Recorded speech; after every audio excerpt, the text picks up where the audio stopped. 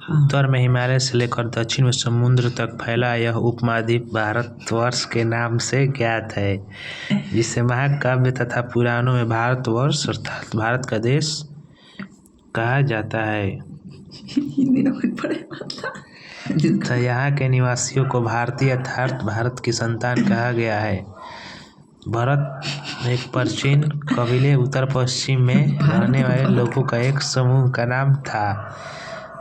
इसका उल्लेख ऋग्वेद में मिलता है। बाद में इसका प्रयोग देश के लिए होने लगा।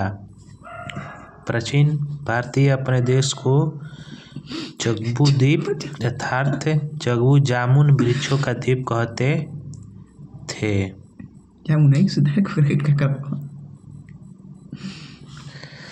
प्राचीन ईरानी इसे सिंधु नदी के नाम से जोड़ते थे, जिसे वे सिंधु न कहकर हिंदू कहते थे। यही काम फिर पूरे पश्चिम में फैल गया और पूरे देश को इसी एक नदी के नाम से जाने लगा। यूनानी इसे इंदे और अरब इसे हिंद कहते थे। मध्यकाल में इस देश को हिंदुस्तान कहा जाने लगा। यह शब्द भी फारसी शब्द है, हिंदू से बना है। यूनानी भाषा के इंदे के आधार पर अंग्रेज इसे इंडिया कहने लगे। विंध्य की पर्वत श्रृंखला देश को उत्तर और दक्षिण दो भागों में बांटती है। उत्तर में इंडो यूरोपीय परिवार की भाषाएं बोलने वालों की और दक्षिण में द्रविड़ परिवार की भाषाएं बोलने वालों का बहुमत है। भारत की जनसंख्या का निर्माण जिन प्रमुख नस्लों लोगों मिश्रण से हुआ है वे इस प्रकार हैं: प्रोटो ऑस्ट्रेलाइड, पोलियो,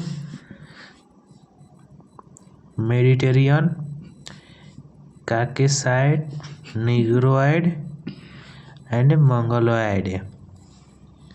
भारतीय इतिहास को अध्ययन की सुविधा के लिए 3 भागों में बांटा गया है: प्राचीन भारत, मध्यकालीन भारत एवं आधुनिक भारत। सबसे पहले इतिहास को 3 भागों में बांटने का श्रेय जर्मन इतिहासकार क्रिस्टोफ सेलियरस 1638 से 1707 AD को है। प्राचीन भारत इतिहास के स्रोत। प्राचीन भारतीय इतिहास के विषय में जानकारी मुख्यतः 4 स्रोतों से प्राप्त होती है। पहला धर्म ग्रंथ, दूसरा ऐतिहासिक ग्रंथ, तीसरा विदेशियों का विवरण, चौथा पुरातत्व संबंधी साक्ष्य। धर्म ग्रंथ एवं ऐतिहासिक ग्रंथ से मिलने वाली महत्वपूर्ण जानकारी। भारत का सर्वप्राचीन